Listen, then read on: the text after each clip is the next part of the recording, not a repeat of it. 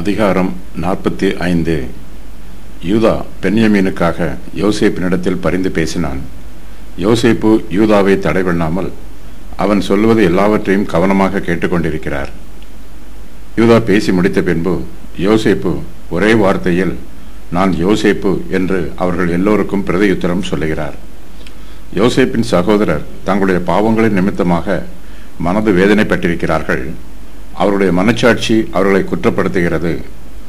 அவர்கள் யோசேப்பிற்கு முன்பாக தங்களை வெகுவாய் தாழ்த்துகிறார்கள்.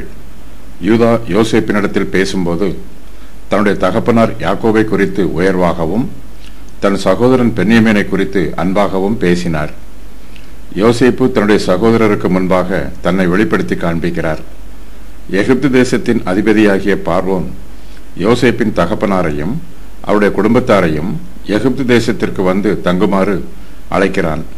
யோசேப்பு தன்னுடைய சகோதரரை கானான் தேசத்திற்கு அனுப்பி யாக்கோபை எகிப்து தேசத்திற்கு அழைத்து வரச் சொல்லுகிறார். யோசேப்பு உயிரோடு இருக்கிறார் என்னும் நல்ல செய்தி யாக்கோபுக்கு அறிவிக்கப்படுகிறது.